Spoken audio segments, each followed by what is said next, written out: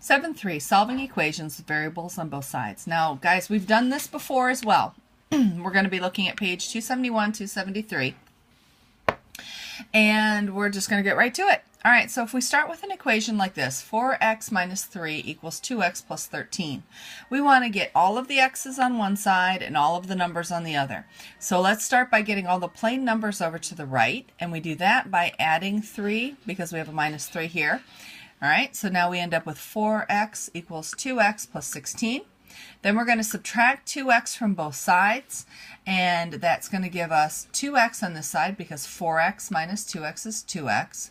So we have 2x, and then on this side we end up with 16. Divide by 2 on both sides, we end up with x equals 8. Now this is what we call a true statement. There's nothing about this that is wrong or that there's a problem with. All right, now if we take a look at the next one, we have a little bit more that we have to do. We have 4x minus 5 equals 2 times 2x minus 1 minus 3. So we have to apply the distributive property here, and we'll end up with 4x minus 5 equals, and 2 times 2x is 4x, minus 2 times 1 is 2, so 4x minus 2, and we still have this minus 3 that we bring down.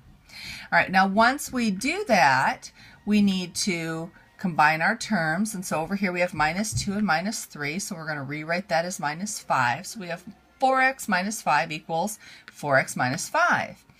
And so then if we subtract 4x from both sides, we end up with negative 5 equals negative 5. And this obviously is true because a number is always equal to itself.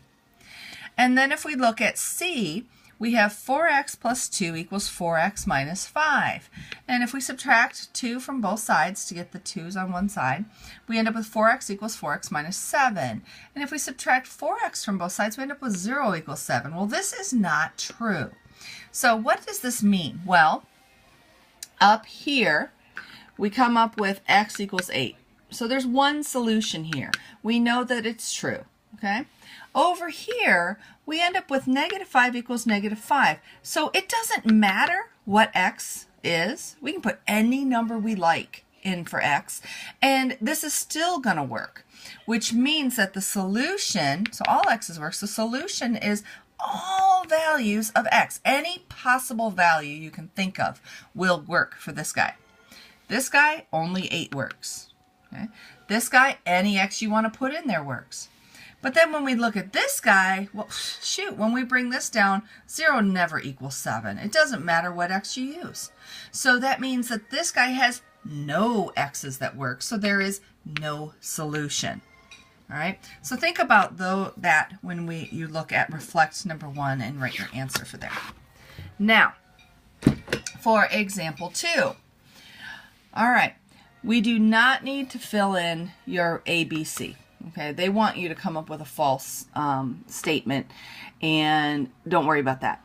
But why would the equation that you come up with have no solution? I want you to be able to answer that, so think about it. And if you have to, go ahead and go back up and try A, B, and C if you need that to help you answer that question. Now, why is that? Well, because it results in a false statement, okay?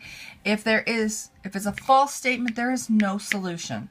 If you can end up with a true statement, you either going to have one solution where you have x equals a number, like x equaled 8 earlier, or you're going to have infinite solutions. That's when you end up with a number equals a number.